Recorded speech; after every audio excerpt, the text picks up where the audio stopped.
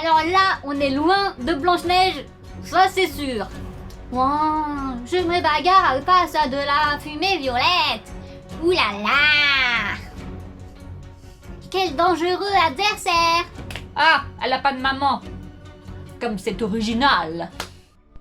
Bonjour à toutes et à tous, alors me revoilà pour une review de Raya et le dernier dragon que je viens de regarder. Alors c'est mon avis tout à fait personnel, alors j'ai adoré le dessin animé, mais comme d'habitude il y a toujours des choses à dire. Et en tout cas n'hésite pas à mettre un commentaire en mettant ton avis sur le dessin animé. Alors tout d'abord, Raya et le dernier dragon, je l'ai particulièrement bien aimé dû à ses personnages, surtout grâce au personnage féminin principal, grâce à Raya. Alors pour moi, Raya était... genre changeait énormément de ce qu'on pouvait avoir. Il y avait quand même des petites idées de Mulan, je trouve, dû à son épée un peu ondulée. L'épée trop classe d'ailleurs, superbe idée. Mais du coup ça ressemblait un petit peu, et puis sur une des photos promotionnelles, elle a aussi carrément la même pose. Alors du coup, nous découvrons Raya, qui vit à Cœur de Dragon. Cœur de Dragon. Tout s'explique. Une cité qui vit là-haut. Alors, je sais pas comment tu grimpes là-haut. Genre tu grimpes à la verticale.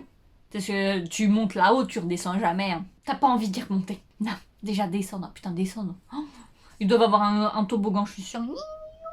Alors avec Cœur de Dragon, voilà, il y a deux dragons, gros dragons, Griffe de dragon, Ils ont pris les anatomies du dragon pour en faire des peuples.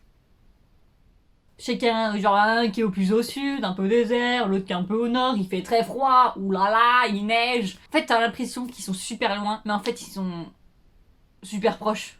Genre c'est bizarre, comment c'est fait dans le dessin animé, t'as l'impression qu'ils sont pas si loin que ça, alors qu'ils ont des météos ultra différentes. T'es censé être un peu plus loin que ça, hein. Du coup, moi, ça m'a un peu perturbée durant l'épopée de Raya. Et ensuite, bah du coup, on découvre Raya, après avec son petit tuc, il est trop bien. J'adore. On est obligé d'avoir un animal mignon, mais non, un personnage mignon, mais oui. Et c'est lui, imposant, charismatique, plein de charme et de fougue. Et on découvre aussi Namaari. Alors, Namaari, du coup, on la découvre au tout début avec Raya alors qu'elles sont enfants. En fait, au début, je me suis dit, ouais, elles vont devenir amies. Mais vraiment. Et après, j'ai senti le truc venir. Et j'étais genre, ouais. En plus, j'étais tellement fière d'elle.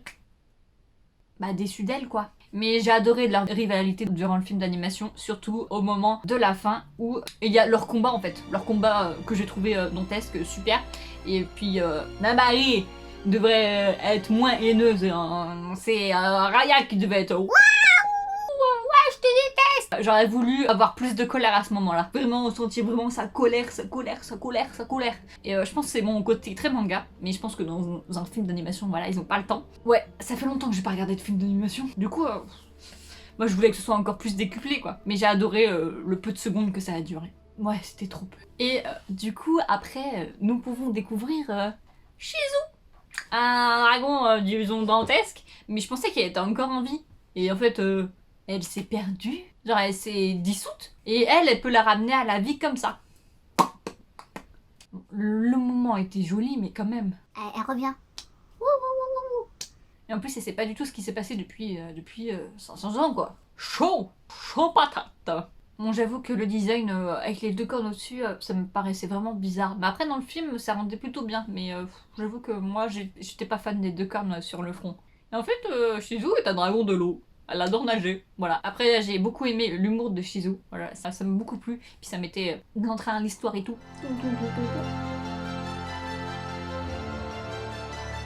Ensuite, l'homme méchant, le grand méchant, nul. Bah disons que ça fait un moment qu'on n'a pas eu de méchant qui pétait quoi, depuis Mergotel. Après il y a eu Ant, mais lui c'était pas un méchant, c'était un enfoiré, voilà.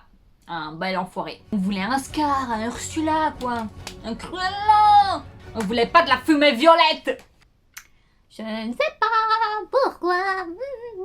On voulait un méchant avec plus d'entrain. Même si il prenait tout le monde et tout. À la fin, c'était l'apocalypse et J'ai bien aimé ce moment-là. C'était la fin, c'était sympa, mais on veut un méchant. On veut un méchant Disney. Pétez-nous un méchant. Un méchant avec du charisme.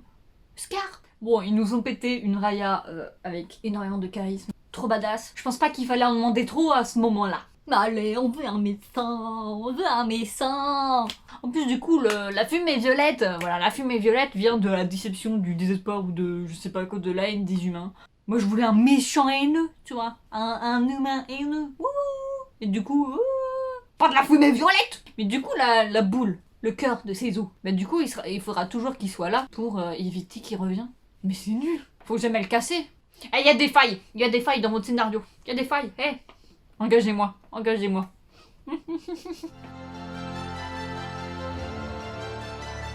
Et puis Raya, qui a pas de maman, elle a que son papa, comme c'est original. Et puis en plus, bah du coup, elle pleure que son papa soit transformé en pierre. Mais elle pleure pas pour les autres, t'as pas d'autres amis, t'avais pas des amis dans ton enfance, t'avais pas des... que papa. Mais il y a des choses, il y a d'autres gens dans le monde, merde. Et du coup, par la suite, on pourra aussi découvrir d'autres personnages secondaires, dont le chef de deux dragons, là, qui sont au nord, qui fait penser clairement au père de rebelle, et aussi le bandit dans Réponse, celui avec la main en moins. Je sais plus c'est quoi son prénom. C'est pas Croc main droite, là? Celui qui va faire du piano. Bah voilà, je crois que c'était carrément sa voix en plus. Et je me suis dit, le mec, il a un énorme morceau de la bouboule. On l'a vu. C'est le seul survivant.